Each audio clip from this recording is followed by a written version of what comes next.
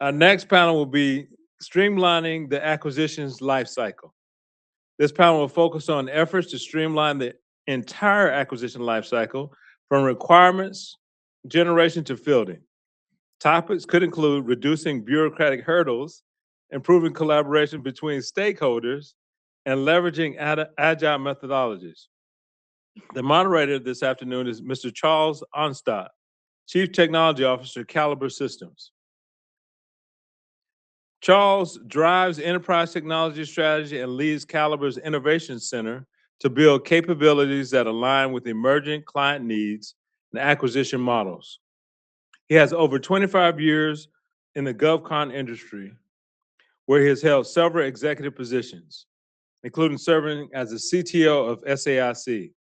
Charles holds a BA in philosophy from Oklahoma State University and MA in religion, okay, from the University of Chicago, and is currently pursuing a PhD in management, Dr. Onstott, at Virginia Tech. His research focuses on dilemmas AI creates for senior leaders navigating competing priorities. He was named Public Company CTO of the Year by Washington Exec in 2020 and a distinguished alumnus of Oklahoma State University in 2023. Please join me in a round of applause for Charles and his fantastic panel.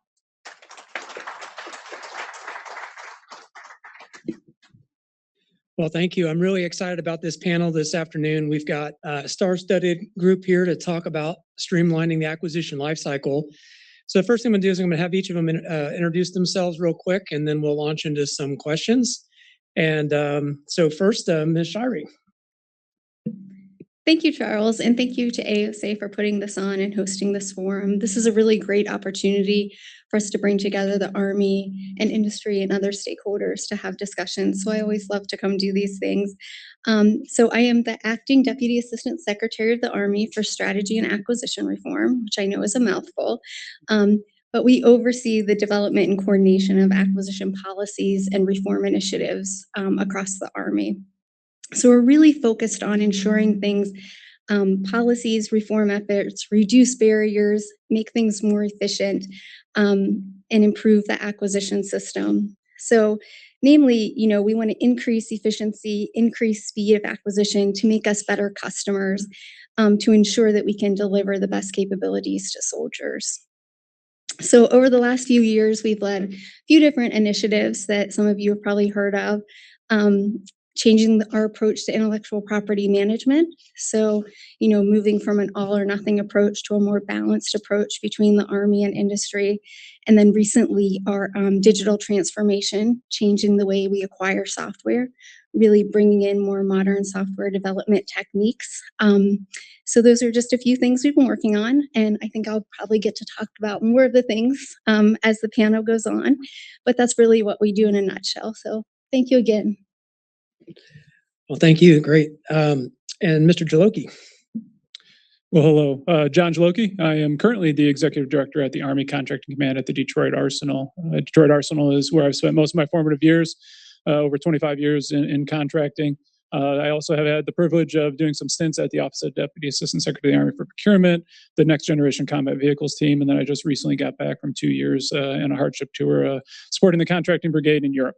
And so taking all those lessons learned really helps me understand that as we move forward with the contracting enterprise, we have some great opportunities ahead of us, and we have some things that we absolutely need to take care of. Speed is not a luxury. And so as we look at transforming our contracting processes, we'll be able to walk you through as part of this panel some of the great things that we're doing to accelerate not just contracting, but the business advice and being able to really enable the entire acquisition life cycle. So look forward to it. And again, appreciate AUSA for hosting such a great event.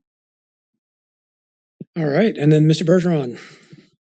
Hi, good afternoon. Louis Bergeron. I'm a Senior Vice President at Govini. If you don't know what Govini is, we're a defense acquisition software company. So we work with clients across the federal government on everything across the entirety of the acquisition life cycles, from early stage S&T to production, sustainment, logistics, all the way through modernization. So excited to be with you here today. I have the privilege of getting to represent the company and getting to work across the entirety of the Defense Department, including with our Army customers and clients. Myself, though, I'm actually a naval officer by trade, so apologies in advance. But I spent my formative years out at sea on the surface warfare as a surface warfare officer on different ships, and then got a chance to get to DC, work both consulting and then as an activated reservist at the Pentagon for many years, serving both in the headquarters of Naval Chief of Naval Operations as well as in the Joint Staff in the J5. Pleased to be with you. Outstanding. Well, I've been in the industry for quite some time, and I think we've talked often about accelerating the acquisition lifecycle throughout my career. And so I guess my first question is really for you and the rest of the panelists is, why is now the right time to revisit, accelerating the acquisition lifecycle? Thanks, Charles. In my view, I think there are really three things that make this a great time to focus on acquisition reform. One is we know there's an evolving threat environment happening right now. We've learned a lot from Ukraine, and we know that our adversaries are rapidly advancing and deploying technologies.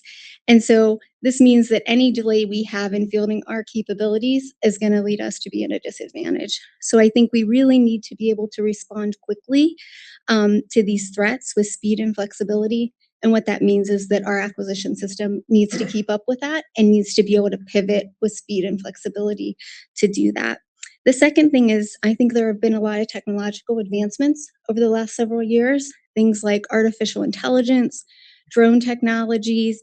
We're really bringing in a modern open systems approach into our systems. And these things have really changed the landscape of the defense. And so this leads to, we can do faster prototyping now, iterative development, and really integrating cutting edge technologies onto our weapons systems. And so we really need to be able to leverage all of these things if we're going to be able to keep up with our adversaries. And the third thing I think, which is really important, is our senior leaders really recognize the importance of getting soldiers the capabilities that they need when they need them. And so since we do have really strong leadership support in making acquisition processes more streamlined and efficient, we've received top-down guidance that we are to modernize the acquisition lifecycle. I think this creates a unique opportunity for us to make some really bold moves in that area. And this really is a critical time, I think, to streamline the processes and enable us to deliver capabilities to soldiers. Yeah, there's a lot that has absolutely changed in recent years. I think everything you said makes perfect sense. And I don't know, do you want to add anything to that? I think Ms. Shirey's really hit the nail on the head. What I would kind of add to the great point there is just simply, I think there's a collective willingness from all the stakeholders. Oftentimes, as we kind of look at acquisition reform, there's pockets of goodness, right? And there's people that may be a little bit more reluctant to move the needle. For the first time, I think, in my entire career, every stakeholder is invested in moving the ball forward. And I think that does relate to the threat. I think we see what's out on the horizon. You can look both east and west, see what's coming down the road, and we want to be postured and well prepped for it. And I think that's created a collective sense of urgency behind any sort of reform that we want to have, and the ability from Army senior leaders, DoD senior leadership to be able to say, go fast. For my commander, the self-proclaimed best looking general in the officer in the Army, has really engaged us and said, go. Do not stop. Go. Break it. Let's see what we can do. And I think we've answered that call. And I think it's across the entire community that we're willing to do that for.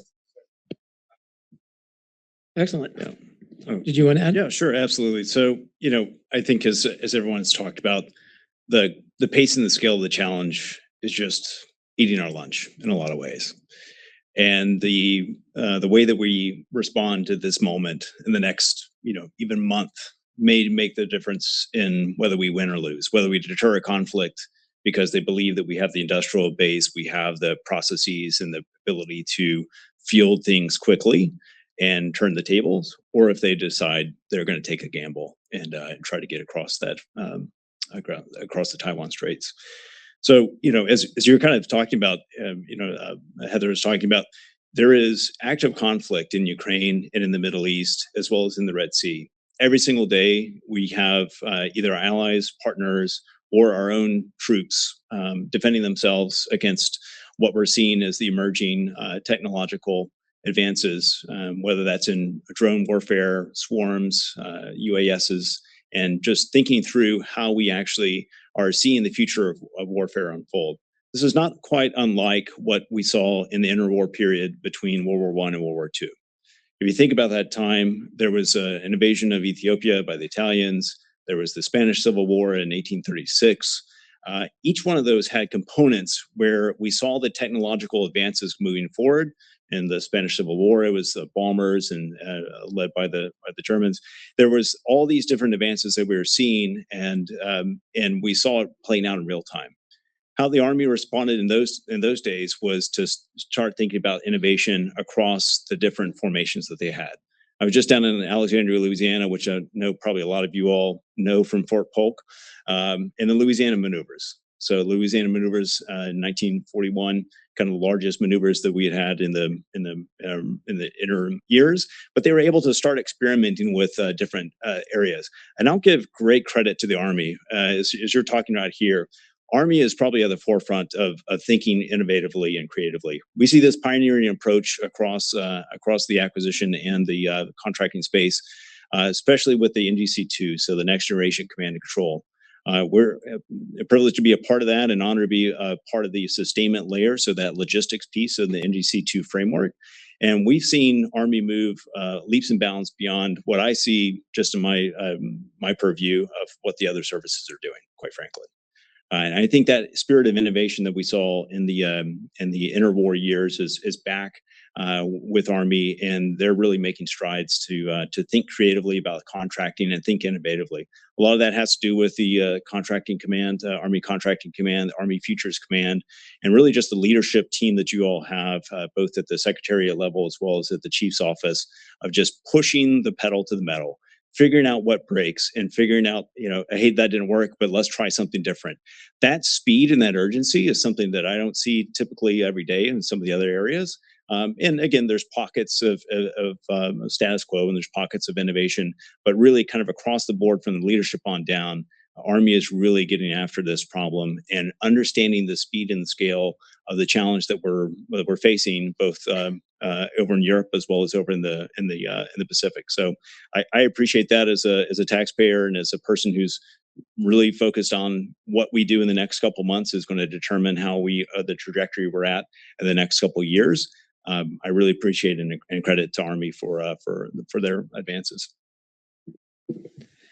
Excellent. So we have a collective will to move faster. We've got leadership and top-down support, emerging threat landscape, and some amazing developments in technology on the technology front that are all kind of great recipes for revisiting, accelerating the acquisition lifecycle. And so, Ms. Shirey, my question would be, what are the key initiatives that you have underway and that you're considering in ASALT to reform and streamline Army acquisition? Sure, thank you. So we have several ongoing initiatives, and then we're always, like I said, looking for ways that we can improve things even more. So one of the things we've been working on recently is digital transformation, and this applies to acquisition programs and non-acquisition programs. So last year, the Army put out a policy, and what it was really intended to do was move us from the old way of doing things, the way we were acquiring software, moving us to more modern software development techniques and practices. And so this spanned the entire life cycle of software. So starting with the way we were writing requirements, so not writing requirements in very detailed, very prescriptive, instead making broad, high-level need statements so that, again, we can evolve those over time so that we make sure we're keeping up with the evolving threats and the technological advances that are occurring at the same time. And then kind of moving through the entire life cycle, like I said, going on to test and evaluation, making sure we're doing iterative testing the whole time instead of waiting until the very end, spending years developing software, waiting till the very end, doing some big bang test that maybe it works, maybe it doesn't work. Now we're doing that kind of all along the way, iteratively with the development. And then another big change is the way we kind of sustain software. So before we would have that big test that would work out, we would move the software into sustainment. And what that would mean is that we could only do kind of small bug fixes, small patches. So we were not keeping up with the threat. And so now we're moving to more of a continuous improvement, continuous delivery model. And so we're continuously delivering new iterations of software. So based on user needs, based on the evolving threat, based on technology advances, we are able to keep iterating on that software, making sure we get soldiers the capabilities that they need. Another thing we've been working on for a few years is intellectual property management, which I mentioned, really changing the way that we manage intellectual property in the Army. Historically, program offices would either go after all IP or no IP. And so neither of these things was good for anyone. When we went after everything, we tended to kind of drive away industry. And we were paying for things that we honestly didn't need, or we were getting nothing. Then we weren't able to sustain, maintain, modernize our systems. And so the leadership realized that we really needed a balanced approach, a really nuanced approach for each program to really think through what technical data and license rights do we need to be able to sustain our systems, and then about also respecting the investment that industry is making in these technologies. And so we've done a few things around that. We put out an Army-wide policy, some guidance, did an education campaign, and then a couple of years ago, we established an intellectual property cell of experts in the Army. And this what we realized was really important because IP is such a complex topic that it's very, someone can't just read about IP and then go make an IP strategy, right? You need people who have been doing this for a really long time. And so we created a cell of experts that's there to help programs develop these balanced IP strategies, help them solve challenges as they come up. And we also are there to work with industry. So especially small businesses, non-traditionals, don't have enough people to have a dedicated IP attorney. And so it makes them a little nervous to work with us because they get afraid of what's going to happen to their IP. And so we're there to answer questions. They can contact us. We'll kind of explain how our system works, and then hopefully make them feel better about working with us. And then lastly, I think, like I said, we're always looking for new ways to improve what we do. So kind of streamlining things, looking at the amount of reviews our programs have to do. Do they add value? Is the scope correct? What is the effectiveness of all these reviews that's occurring? Does everyone need to attend these reviews? What is the value? So really looking into that. Looking into centralizing decision-making. I think if we want to really field capabilities faster, we need to make decisions faster. And so centralizing decision-making, I think, is going to be important as we move forward. And then lastly, tailoring our processes. We have a lot of regulatory and documentation requirements. And so looking to see if these make sense for every program. I think every program is unique, and we need to make sure that we're tailoring things to the unique needs of every program. So really the goal is really to streamline all of our acquisition processes so that we can more quickly and efficiently field capabilities to soldiers. Excellent. Well, that is a lot of different initiatives, and collectively, it makes sense that it would certainly help in speeding up acquiring and deploying capability. And in thinking about that, Mr. Jolokai, from the contract command's perspective, where do you see the biggest delays in the life cycle occur? Where's the most friction, and where do you think the greatest, sort of bang for your buck would come? Hey, thank you, Charles. So certainly probably the non-contract equities are the greatest sources of delay. I'm kidding. So generally when we look at it, because honestly, there are no contracting, non-equities, right? We are involved with every step of the way. It's not just executing the contract anymore. We are business advisors at every location and every step along the acquisition lifecycle. And why that is because when we look at the holistic items, the sooner we get injected, the better outcomes there are. And so when we look at systemically where some general points of friction are, is generally upfront at the requirements definition. There are a lot of stakeholders that have the ability to inject, and rightfully so, their thoughts about how a requirement should be and how it should get defined. And so what we really tried to do is pull the group together. So we talked about peer reviews earlier, and that's really trying to inject quality back into the system.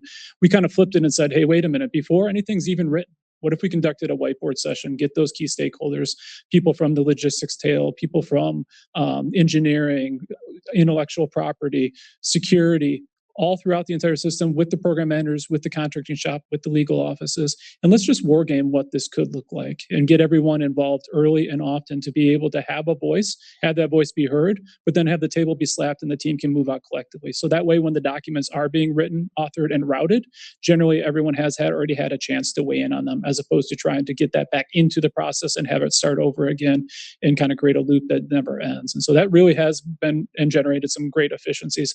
On the tail end, we've also taken a look at how we actually select vendors and how do we get after evaluating proposals. I think you heard from a couple of the earlier panels about a program we started in Detroit called Project FastTrack. I can get into that a little bit quickly. That's really trying to get after evaluating service acquisitions through leveraging AI and technology. But then we're also taking a look at what is industry doing? How is industry creating its proposals? Some of our larger OEMs are using something called ProPricer. Well, ProPricer has a government version. Why are we not having that? And so we're piloting having that. And so what happens is, instead of my contracting officers and my price analysts getting a proposal in a format that we can't really digest and recreating it in Excel over a couple of weeks, we're now investing into the technology and the systems to be able to immediately take that proposal, put it in the same system that it was generated in, and be able to run drills and scenarios so that we see things the same way. That's about fostering better relationships with our industry partners. And so we're trying to do it early on the front end. We're also trying to do it on the back end, because if we select the right vendor, if we help you guys understand as industry partners where we want to go and how we will be making those selections, it enables you to put the investments in the right place, enables us to get the right vendor in place, and that just generates great success and outcomes for the warfighter. Excellent. Mr. Bergeron, from your vantage point, how are data and analytics being used to reveal inefficiencies or bottlenecks in acquisitions? And are there any surprising insights that are coming out of those studies? And yeah, absolutely. So thanks, Charles. Appreciate the question. So I think there's for all the advances the Army's made, there are still programs that are managing a lot of their both the production as well as the sustainment in spreadsheets. And while Excel was really exciting in the late 20th century, there's the commercial market has certainly moved on. We need 21st century software for the acquisition lifecycle and for the acquisition community writ large. And so whether that's at the early stage, if you think about the entire lifecycle, whether that's at the concept stage, the R&D stage, the requirement stage, as we just talked about, through that contracting, testing, and scaling and production, all the way through sustainment and modernization. Think about how old some of the legacy systems are. We're continually modernizing these different systems, and we need the market to be able to do that. What we've tried to strive to do is to bring modern software to help enable that entire thing. So data is fantastic, but data in silos is not that useful. So we try to think about the data that we need, the software that we need to connect that all together, whether that's AI or large language models or machine learning, just the process flow of how people interact with that data. And then you get to the really fun stuff, which is the analytics, and then obviously the decisions that are made from those different analytics. So how can I prep decision makers to do those things? So we kind of focus on kind of two major areas today within the Army and the national defense space with our defense acquisition software. One is the markets, and then two is the mechanics. So I'll just talk about that in a bit. So markets are really about, how do I collapse the amount of time that you're spending qualifying, identifying, assessing, and then monitoring different suppliers in the market? So if I can collapse what would be a market research, I send out an RFP or an RFI, and then I get back responses. I'm just chewing up time. And time is probably your most valuable resource today for anyone in the warfighting. You've got to get stuff out to the field. You've got to get that in the hands of the soldiers so they can start to iterate. You can do that testing in real time and get that feedback to industry partners as well as to the commands that are going to be using those different technologies and concepts. So time is your most valuable resource. Money is a quite close second, but if you can collapse that time for that market research. So let's talk about UASs, for instance. If I could, basically take apart a UAS and say, I want to look at all the constituent markets that are there. So typically we'll say, hey, I want to take a look at a UAS or counter UAS procedures. I may be able to look at the vendor itself, but let me break down that UAS into all the different component parts. So UAS has guidance control section, it has avionics, it has a C2 node, it has some sort of autonomy, It has all the different airframe pieces that you need, hydraulics even, and then a propulsion unit. Let me break down those different markets, because the folks that are doing propulsion are probably not the same people that are doing the sensors and the payload modules. So let me take a look at those two different markets and look at the market leaders. And then let me explore about those suppliers who are in the market leadership.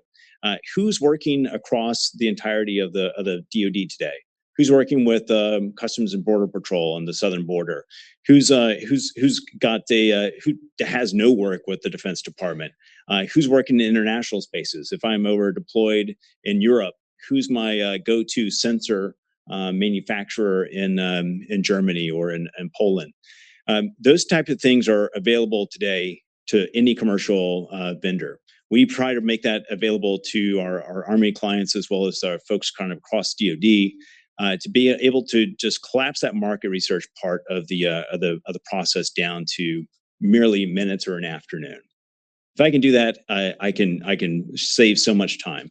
The other part is doing that analysis once you get that. So first part, identify the different companies you want to work with in the different markets or in the different areas. Second is really, let me do that assessment of those different companies. So can I use software, commercial software and commercial data, basically do an assessment and see who are you partnered with? Is there a supply chain risk? Am I introducing risk into my system? Who's your private equity, venture capital backing? Where are your researchers from?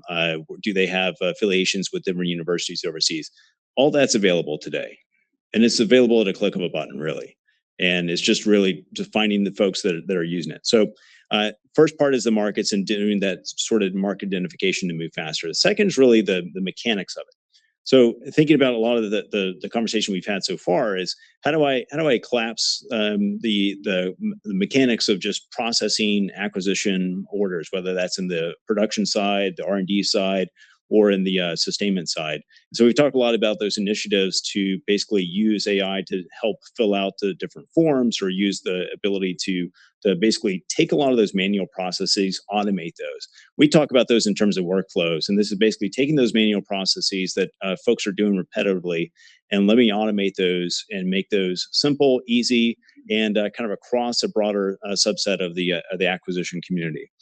So that's what we're doing today, using basically unlocking people's time. So again, coming back to the time motif, if I can get folks to not have to do the kind of manual labor of filling in a spreadsheet or filling in a fillable PDF form, if I can automate that, and they've done a great job with this, and as we're talking about at ACC.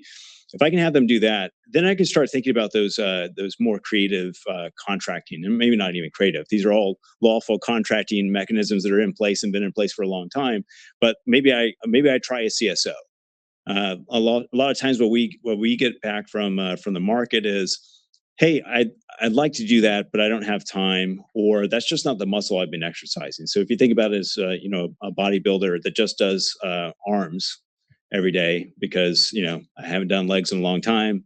I don't know. I may be sore. I may not want to do that. So if you think about that entirety of like, I've got so many different mechanisms that are at my disposal as a contracting authority within DoD. It's just finding the folks and giving them time to think through, what do I need to do to get a CSO, a commercial solutions opening in place? What do I need to do for an OTA? If I've just been doing this one thing and like that's what I know, and I've got so many other things on my list to do because I know it takes this long to get this paperwork filled out, if I can collapse that down, I can start to use that. I think it's the DAU contracting cone. If you've ever seen that, it's the FAR, the non-FAR rate. It's a really amazing thing. So I really applaud all the efforts that we're seeing in Army to basically shrink that down, both on the market side of doing the market research, and then the mechanics of just how do I automate these manual processes and give people time to get after the bigger challenges. Yeah, excellent. So, I mean, we're hearing a lot about AI and automation and applying that in different key parts of the process to help accelerate it. And, so the previous panel had some questions about AI, and they basically teed up Mr. Jolokai on the AI work that you're kind of leading the way on. So maybe you could talk about the FastTrack initiative or the project FastTrack and what you're doing there. I actually don't know what the previous panels were referring to. I'm joking. No, I appreciate them teeing it up, right? So the great thing is, I could put that question into Ask Sage or Camo GPT and get a response, right? But it's not going to know the nuances. And so when the team kind of at Detroit came to me and said, hey, we've got this idea. We really like to be able to, kind of Louis' point, to streamline some of the toil of how we review proposals, but we just don't kind of know where to go. Well, we were able to take two of my really smart contracting officers, link them up with ACC headquarters programmers out of their G6 shop, and just really kind of crunch on creating a system, what we call Project FastTrack. So what Project FastTrack is it is AI, but it's more algorithmic, right? It's not a large language learning model. It really is designed to be able to drag an offer's proposal into the system, drag ability of the solicitation into the system. And what it does is it goes through and calculates and tabulates ways that it identifies as strengths, weaknesses, and then other areas for consideration.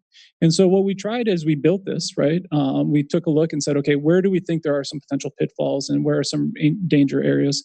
And one was humans in the loop. And so as we kind of went through, we created some factors that require an evaluator to go look at the portions that are being generated out of Project FastTrack. And what we discovered was we needed to kind of redo our homework. But the amazing thing, and as we talked about the earlier portion of this, is how quickly we can pivot and how flexible we are as an organization these days. And so what happened was we got right back with the programmers. And I'm proud to say that something that was an idea in the late March, early April timeframe is actually being piloted out on programs today. And so what this system really does is we take our service acquisitions, we create a template for these sections evaluation criteria, and we literally are able to just drag a proposal in, and it kicks out essentially almost fully formed evaluation drafts into a Word document where an evaluator is able to really go through and say, hey, expand on this, tell me some more. I don't really think this bubbles up to strength, and provide some key prompts, and it essentially adjusts it in real time. And so by having that human in the loop take a look at those sorts of things, we've taken something that would normally take weeks, if not months, to review an entire proposal and kicks it out in hours or days in the ability to do it. We did not try to do a full moonshot with this, right? So it's not a large language learning model, so we don't have to worry about hallucinogenics coming through this. This is literally everything that gets kicked out is really able to be cited directly back to either the evaluation criteria that's in our solicitation or the offer's proposals with paragraph numbers, page numbers, and direct cites to the language. And so by doing that, we really think we've been able to move faster, but also even more concisely and accurately. And so we're really pleased with where this is going. Right now, it works very well for service acquisitions. We've already awarded 2 contracts with this and leveraging this tool. We've got another 2, I think, that'll be awarded in the next week. But one of the power and benefits of the Army Contracting Command Enterprise is that this is not just an idea that it resides in Detroit anymore. This is something that I've actually got the 2 guys that helped create this are at ACC Rock Island right now, rolling this out. They've got 4 solicitations in the hopper. Across the entire ACC enterprise, we've got 12 solicitations that are using Project FastTrack as we speak. And again, this was just an idea in late March, early April. And so we've now been able to take that idea from a concept to fully execution in such a short time horizon. And so this is where we're headed as an organization, and this is how Army contracting is moving fast. Yeah, that's outstanding. And, earlier we were talking about one of the dilemmas of using this type of technology is the expertise dilemma, right? Because today you've got people who are very experienced in doing these evaluations, and you've trained them up, and you've gotten them smart at doing that. But now if you give them tools to do it for them, then what does that mean in the long run? Like, do we lose expertise in this process? So maybe you could comment a little bit about that. Yeah, absolutely. So I will tell you, we view AI as an enabler, not a decider. We do need that human in the loop. But AI is not a leader. It does not have the shared experiences of everyone in this room. I know very many of you in this room. I know that General Bassett does not want me to quote the DFARS right now.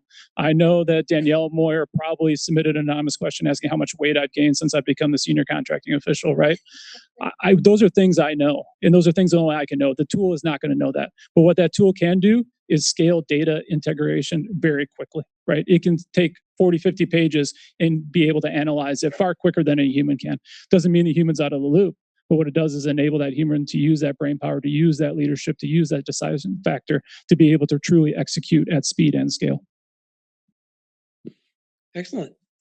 Well, I want to change gears just a little bit and maybe talk a little bit about the Army's appetite for modular contracting approaches like, OTAs, IDIQ task orders, pilots, and these kinds of mechanisms for streamlining acquisition.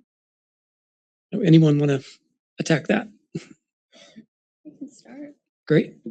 Yeah, so I think those do offer us a lot of flexibility. Right now, for software programs, the CSO OTA combination is the default approach for all software programs. I think this does give us a lot of flexibility because you're really able to work with industry to kind of come up with things that work for everyone. So, I'm IP is part of my portfolio, so I'm always thinking about intellectual property. And in OTs, you really are able to really think through and do some creative things so that you can get win-wins for both parties. So I think that is a good thing. You're also not restricted from some of the FAR-based procedures. And so I think you're often able to go a bit quicker when you do use OTs. And so that's kind of what we're looking at. And I'm sure John has a lot more to offer coming from a contracting perspective. No, I appreciate that. And honestly, we view them as outstanding tools in our toolkit. So as we look at, when I talked about earlier whiteboarding sessions, and really trying to get with all the stakeholders, some of the big things we try to accelerate is, okay, what is out there for market research? But one of the great ways to really see what's available and kind of short in the life cycle of being able to actually deliver product to the warfighter is commercial solutions openings, right? Or other transactions. And we try and leverage those buttons, see what's out there that we just don't know. And it may not be the full 100% solution that would take, 5 years of development to get to, but if it's the 80% solution and we can get that to a transformation and contact unit and have them kick the tires and tell us what they like and what they don't like about it, we've now accelerated the development of that entire program by years. And so as we look at these systems, that's how we envision that Army contracting is delivering value and being able to accelerate the entire acquisition life cycle. Are we going to use that every time? No. Are we going to buy a commercial tank? Probably not, right? At the same time, there are components and elements of the tank or other combat platforms that probably are commercially available. We take a look at backup cameras or wiring harnesses or sensors that are probably out there that are able to go today that we can adapt and adopt into our platforms. And that's what we're truly trying to get after through the use of other flexible contracting arrangements. As we look at those arrangements, it's also trying to build flexibility into it. I would argue that oftentimes our speed to need is there. We can write contracts in weeks. We really can, and we get after it. Where sometimes I think we can continue to improve and evolve on is our ability to create iterations and future modifications into those contracts. So when something does need to be changed, when something needs to be adjusted on the requirement side, a world event happens that requires us to pivot quickly, either based on the budget, based on a different need set and stuff like that. We want to build that flexibility into the contract mechanism that we select. And so when we look at CSOs, when we look at other transactions, it's trying to make sure we get enough data, enough flexibility built into that system that enables us to move at the speed of need, not just for the initial award, but future iterations so that we can continue to give the warfighter that edge. I think just from an industry perspective, so I mentioned NGC2, so the next generation command and control. So I think that, basically started with the characterization of needs process. So taking what would typically be a huge process that would have been a big tome to lay down here on the desk and saying, hey, 2 pages, let me get this out to industry, and the industry, you come back and say, hey, here's what's available in the commercial market, here's what we can do for you, and bring that back to Army. I think has been a really successful pioneering thing for the department. It kind of goes back to what we probably were doing back in the kind of the pre-Cold War, Second World War. You just said, "Hey, Detroit, go with this. Build me a Sherman tank or whatever it was, or build me Willow Run aircraft." I think that's in your neck of the woods. So do it and just and come back with what the proposal is and what it's going to cost. So I think there's a lot of great things that are happening in that area, and especially as a industry partner, we always have to come up with how do we get to on contract. Thankfully have IDIQs that were put in place several years ago. I've got a spot on trade win. So, there are these mechanisms that are in place, but it is sporty. Regardless of if you have a contracting vehicle in place, you have to find folks with money, folks with a KO, folks with the core, someone's going to do the paperwork, and it is a process. And so, we're dedicated to working with the Defense Department, and you guys are our customer, and so we don't have like a commercial practice where we're constantly going out there and then saying, hey, what's this federal thing? Why do I have to do all these different steps? We're fully invested, both feet in the defense acquisition space. But if you think about other customer or other software companies or other hardware providers, thinking about it from their perspective, how do I make this easier? How do I break down some of these barriers so that I can bring in the best of what's happening in the commercial market faster, quicker, and less painful for them? And how do I start to get proactive about identifying those vendors I want to bring in? So go from a bit more of a passive, I call it kind of the post and pray. So I post an RFP out.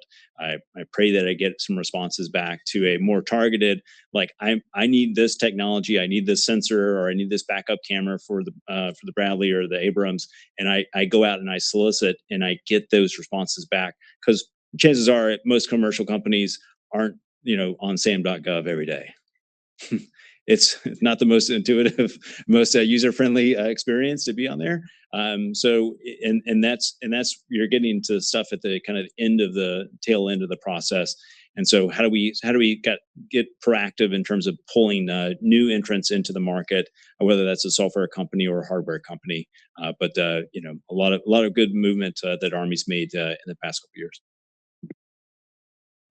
Excellent. Well, I'm going to ask some questions that are from the audience. And again, if you guys have any questions, I know you've been walking through with the cards, so feel free to fill them out. But this one's from Ms. Shirey. Is Army Directive 2024-02 Modern Software Delivery still in effect, or is there updated guidance?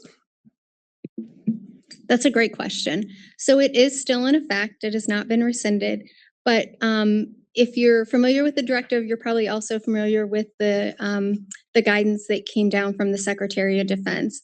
And so what that does is it just tightened things a little bit.